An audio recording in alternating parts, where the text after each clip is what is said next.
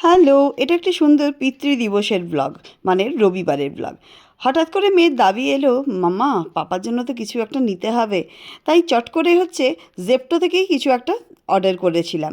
চলুন সেটা পরে দেখাবো। আর রিদ্ধি হাতে বানিয়েছিল ওই ক্রোশিয়ার পদ্ম ফুল আর পদ্ম পাতা। আমরা সবাই মিলেই চলে এলাম ইউকির এখানে এই হোয়াইটফিল্ডের একটা খুব সুন্দর রেস্টুরেন্ট রয়েছে, আন্ডারডগস বলে, সেখানে। আর সেদিনকে ব্যাঙ্গালোরের পরিবেশটা ছিল অসাধারণ। এবার সে অ্যাস্টার হসপিটাল, আর আমরা এবার চলে যাচ্ছি ভেতরে। এই যে এখানের জায়গাটা ছিল দুর্দান্ত, আর আন্ডারডগসকে এখান থেকে দেখা যাচ্ছে। আর আমরা এই পাশে সিঁড়ি নিয়ে উঠে গেলাম ওপরে, আর এটা হচ্ছে এন্ট্রান্সের এখানে বেশ মনোরম পরিবেশ, চারিদিকে গ্রিনারি, আর নিট অ্যান্ড ক্লিন, আর খুব ভালো লাগছিল দেখতে। যেহেতু সেদিনকে ব্যাঙ্গালোরের ওয়েদারটাও ভালো ছিল, এত ঠান্ডা হাওয়া বইছিল। আর এটা হচ্ছে কি যে ভেতরে বসার জায়গা, এটা বেসিক্যালি স্পোর্টসের জন্য বিখ্যাত। তাই ভেতরে বেশ স্পোর্টসের অনেক কিছু জিনিস আমরা দেখতে পেলাম। সিলিংয়ের লাইটটাও দারুণ লেগেছে। এখানে স্পোর্টসের খেলার টুকটাক জিনিসপত্র রয়েছে, আর স্পোর্টস দিয়ে সাজানো রয়েছে। ইউডি মানে আন্ডারডগস। আর যেহেতু ওয়ার্ল্ড কাপ চলছে ফুটবলের, তাই প্রত্যেকটা কান্ট্রির ফ্ল্যাগস দিয়েও খুব সুন্দর করে সাজানো ছিল গোটা রেস্টুরেন্টটা। ও মা, এটা দেখে তো অবাক হয়ে গেলাম।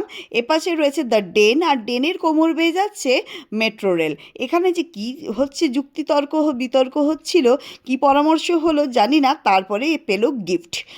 পাপা গিফট পেয়ে না পেয়েই এফএনপি থেকে পেয়েছে এই ছোট্ট একটা ফুলের বুকে, আর তার সাথে পাপার কিছু প্রয়োজনীয় জিনিসপত্র পেয়েছে। কিন্তু বারবার দৃষ্টি আকর্ষণ করছিল ওই মেট্রোটা।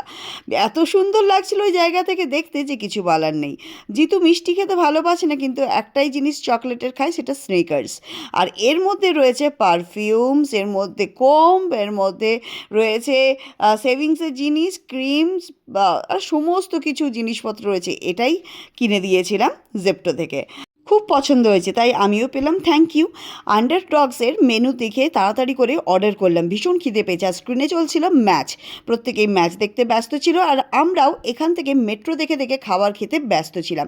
সত্যি কথা বলতে আন্ডারডগসের খাবার দাবার ভীষণ ভালো ছিল, খুব টেস্টি। ফিশ অ্যান্ড ফ্রাই, এই প্ল্যাটারটা তো আমার সব থেকে ফেভারিট। তাই যেখানেই যাই আমি প্ল্যাটারটা নিয়ে নিলেই বেশ আমার হয়ে যায়, খুব খুশি।